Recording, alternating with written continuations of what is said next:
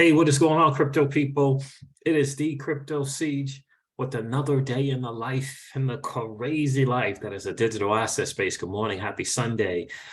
The SEC and Ripple both filed their summary judgment motions for summary judgment, and they filed it on a Saturday, which is very, very interesting to me that was done. We're going to go over that. Jeremy Hogan just briefly put out a tweet about the SEC is already in trouble with this summary judgment. Interesting stuff. We're all waiting on pins and needles to see the video that Jeremy Hogan and his lovely wife will put out on Legal Briefs, the YouTube channel Legal Briefs. So we'll be sure to check that out. Listen, I'll wait for that. The market again is doing what the market does. XRP pumped a little bit, but that's all in anticipation of this summary judgment, and we'll know the ins and out of it on Monday. Jeremy Hogan also did tweet out that he did not see anything that would lead to this going to trial. So he believes this is kind of going to end the summary judgment. And, we said from day one, look, the SEC does not want any kind of trial, a public trial. No, they rely on the head in the sand, mantra, which is let's keep the vast majority of the populace in the dark. We don't want them knowing about the nonsense and the madness that takes place at the SEC. So trial, forget about it. And I'm going to cover what I believe to be a shot from the bow that Ripple is saying, in my opinion, in this public summary judgment filing.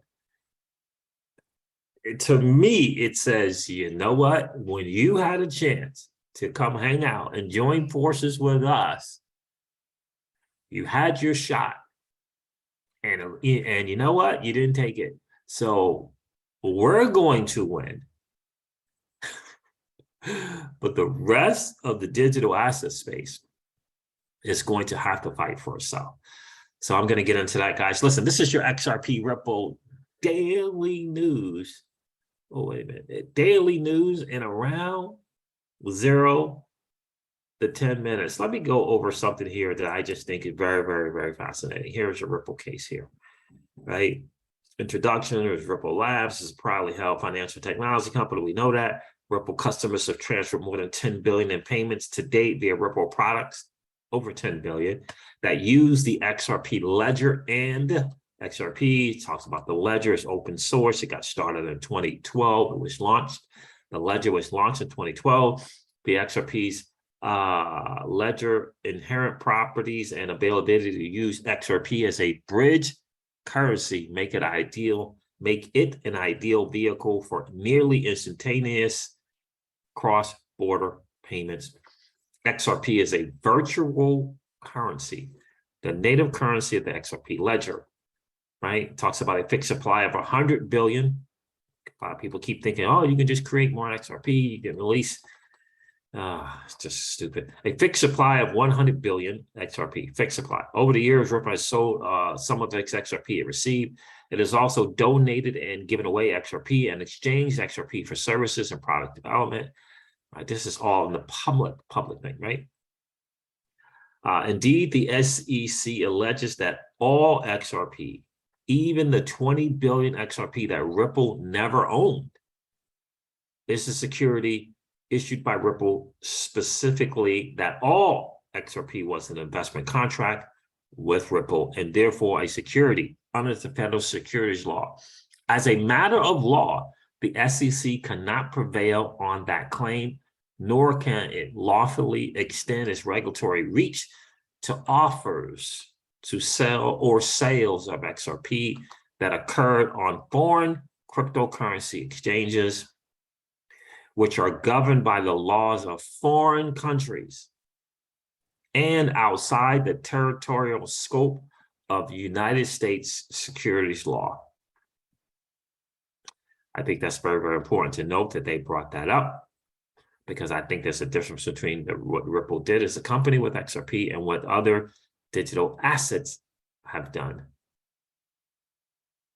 The Supreme Court explained more than 75 years ago in the Howey case that the meaning of the statutory term investment contract was crystallized, quote unquote, by a series of state cases interpreting state, quote unquote, blue sky laws.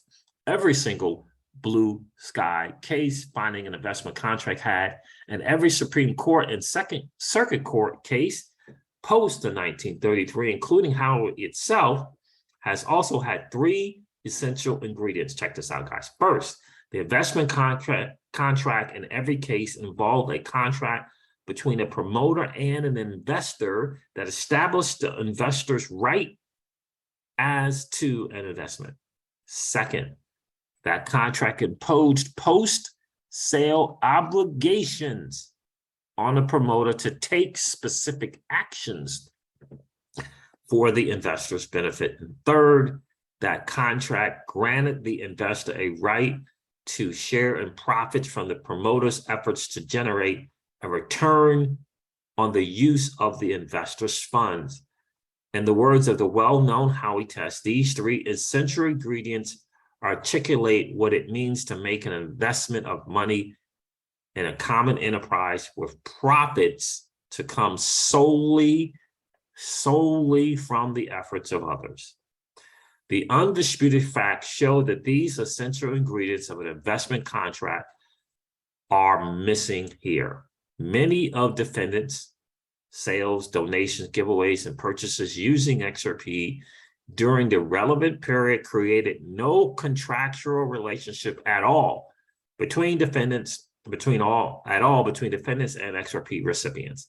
Where contracts with Ripple existed, those contracts defined no investment-related rights, imposed no post-transaction obligations on Ripple to take actions for XRP recipients' benefits, and gave no rights to those XRP recipients to demand and receive any future profits from Ripple or anyone else. Unlike holding Ripple's equity, such as the stock Ripple sold in multiple funding rounds, holding XRP gives the recipients no stake in any business enterprise, and certainly no stake in Ripple. Listen to this. This is important as well. The SEC does not contend that those ingredients are present. Let me say that again. The SEC does not contend that those ingredients are present. Instead, its theory boils down to an impermissibly open-ended assertion of jurisdiction over any transfer of an asset, in parentheses, for consideration or not, that the SEC thinks may benefit from the registration and disclosure requirements of the securities law. According to the SEC, there can be an investment contract without any contract. And I do want you to really, really understand and think about for yourself, why Perry and Boring of the Digital Chamber of Commerce at the last hour decides to file this amicus thing at the last hour, does not take a side, and points to the investment contract. Why do you think that is? And I mean, in the last hour, this is where the fight is, and fight is won and lost. They already know it's been lost.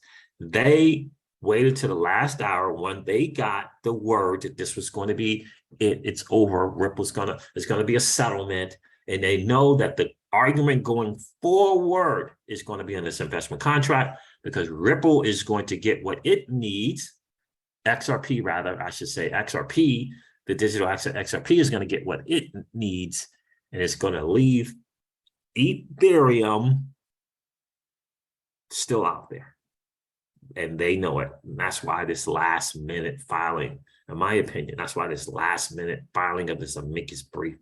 Please don't tell me about how long it took. Negative. Look how quickly John Deaton got in to file his and took a side. So anyway, according to the SEC, there can be an investment contract without any contract. What in the wide world? Without any rights granted to the purchaser and without any obligations on the issuer. That is not and should not be the law, because without these essential features, there is nothing to which the Howey test can sensibly be applied. The SEC's untethered position would convert the sales of all types of ordinary assets, diamonds, gold, soybeans, cars, and even works of art, into sales of security. Congress has given the agency no such authority. No pre-Howey blue sky case ever found an investment contract in such circumstances. Howey did not. No later Supreme Court has, and no Second Circuit case has. This court should not either. Let me say it again. Congress has given the agency no such authority. No pre-Howey blue sky case ever found an investment contract in such circumstances. Howey did not. No later Supreme Court case has not, and no Second Circuit case has. This court should not either, because, and this is what I'm saying, this is why I tweeted out what I tweeted out earlier today, because XRP lacks the essential ingredients of an investment contract. Because XRP, not digital assets, not other cryptos, because XRP lacks the essential ingredients of an investment contract. The SEC also cannot show that purchases of XRP satisfy the traditional Howey elements. There was no exchange of money for the significant portion of the XRP distributed by Ripple, and where money was exchanged, it was not an investment of money on a Howey. There is no common enterprise in which those who purchase XRP invest. The SEC admits that Ripple itself is not such an enterprise. And this is why I say this, look, this is going to be about the SEC being able, XRP is going to get the clarity that it needs, that Ripple wants. XRP is going to get that clarity. The other digital assets are going to have to do it themselves and figure it out itself. This is what it says to me. The SEC itself admits that Ripple is not a common enterprise. Contrary to binding second court precedent, that Ripple's efforts have created an amorphous enterprise comprised of countless third parties that the SEC calls the XRP ecosystem.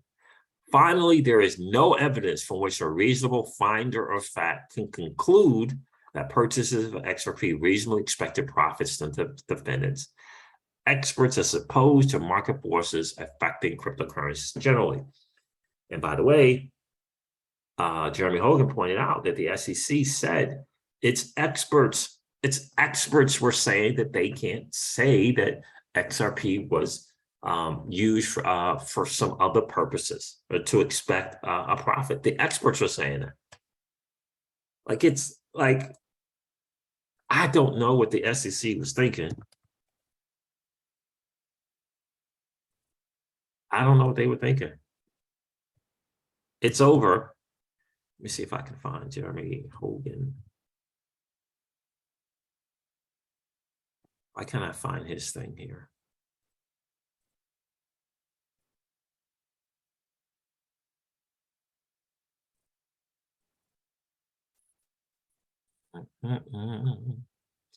But Jeremy is basically saying, he tweeted out something that I think is important. And it's just as in his early, quick briefing or reading of this brief. Let me see if I can find it, because I think it's important that we understand, man, I got some great stuff coming from this Celsius network thing. This is just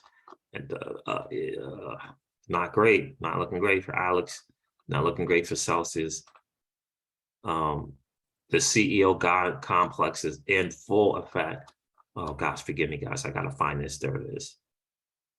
There it is right here. Video tomorrow, which was 11 hours ago, so hopefully today. I just read the briefs, and the SEC has got a couple of big problems.